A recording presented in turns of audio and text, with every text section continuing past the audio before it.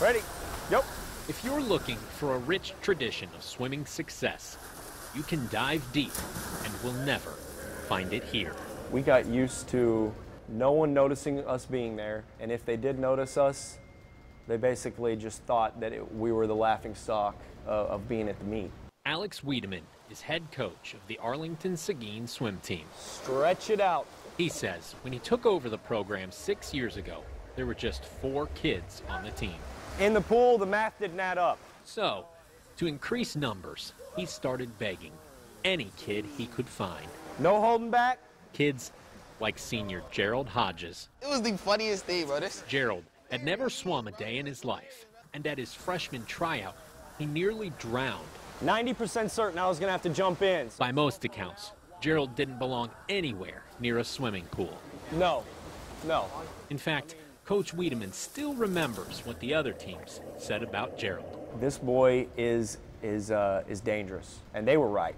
Still, Gerald wasn't the only one with no experience. It's skills that 5-year-olds have that our 14-year-olds don't have. But he was the worst. I mean, it was bad. It was pretty bad. A little bit of watching your head go up and down and up and down. I was the only one who couldn't get across the pool. It probably would have been prudent to get rid of him.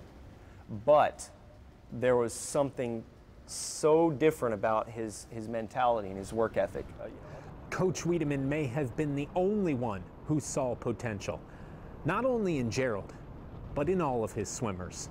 We never let our losses stop us. Pretty soon, they were no longer finishing last. Then started placing. It started to look real good. And finally, a couple of weeks ago, qualified in the 200 medley relay for the regional meet. But that's where the fairy tale ended. Only the top 2 at regionals advanced to state, and by the time Gerald jumped in the pool, they were in 6th place with just 50 yards to go.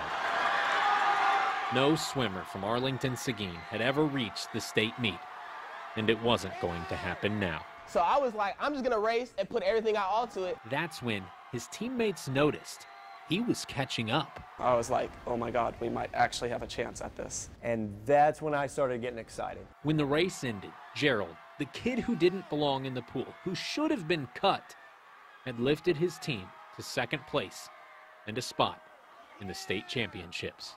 It's incredible. It's the best feeling I've ever had as a coach. I used to joke around a lot junior year saying, you know what, when we make it big, this is going to be our Disney story. This is my Disney story. We done made it here. And that's a happy ending. Sean Giggy, Channel 8 Sports.